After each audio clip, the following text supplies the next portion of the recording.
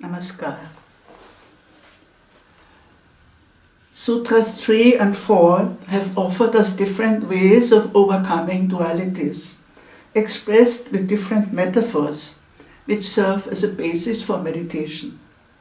Whether entering the emptiness between two boards, or absorbing the macro-microcosmic pair by a process of coincidence of opposites, the fifth sutra presents a positive and enchanting way of unification.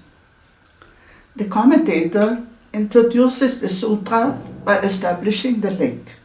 Quote, having described the dissolving of the two and their establishment in the supreme reality, according to the traditional teaching about the pair, after that he now reveals the direct experience of the union. Sutra. Sita yogini sankattat mahamela bodhaya. By the fusion of siddhas and yoginis arises the great union.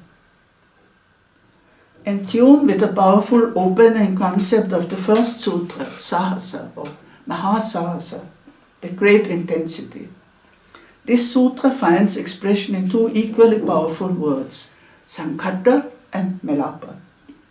The very first benedictory verse starts with the word sankhata, translated there as unity friction. These two terms for union contain a sexual imagery, but in the most elevated context of Tantra and Tantric ritual. However, both commentators Ananta Shaktipada and Swami Lakshmanju agree in their interpretation and understand the sutra symbolically or metaphorically.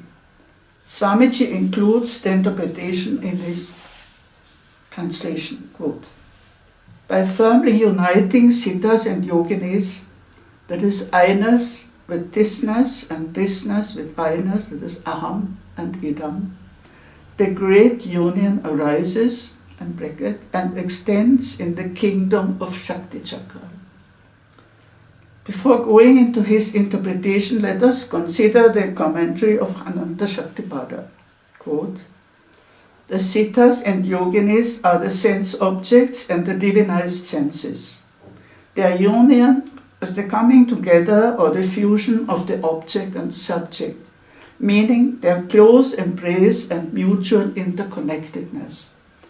By this embrace arises the great union, through the dissolving of the duality of I-ness and thisness, subjectivity and objectivity. And this is the eternal arising by direct experience, sakshatkar, of the great fusion of essence, samarasata, in the sky of the unsurpassable absolute consciousness, an arising that is a blissful upsurge. Thus, the absorption in supreme non-duality by the absence of the manifestation of the duality of object and subject is established universally. End of the quote. The whole language is suffused with expressions of mystical union. The ultimate overcoming of any duality is only found in a merging and embrace, dissolving all difference in oneness. Swamiji has a further interpretation of Mahamilapa, the great union. Quote, it is a union of God consciousness with universal consciousness, or the unity of the individual soul with the universal soul. Further, what is that universal unity? Wherever we go, we find compact unity, samarasata, of Shiva and Shakti, aham and idam. The whole universe is held in our consciousness as one with that unity of Shiva and Shakti, God and the universe. The trance of Shiva and Shakti is found everywhere. This will take place only with the union of siddhas and yoginis. This Mahamilapa, or great union, has wide-reaching implications in the words of Swamiji, as it denotes the unification of Shiva and Shakti. Quote, there will be no discretion of master and disciple, there will be no discretion of gender, no discretion of bad and good or right and wrong.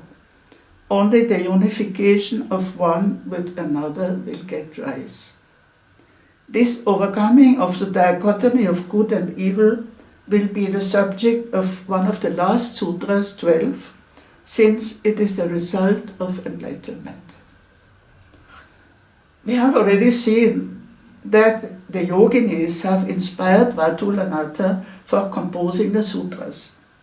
At the end of the Vijnana Bhairava Tantra, after teaching 112 ways of attaining supreme consciousness, it is said that a yogi or practitioner who has attained realization even through one of these practices, quote, he becomes the beloved of the yoginis and the master over spiritual gatherings, Melapaka. Swamiji comments, the one who is loved by yoginis, he becomes one with Lord Shiva. Yogini Melapa is also ritual reunion of yogis and yoginis in which initiation takes place.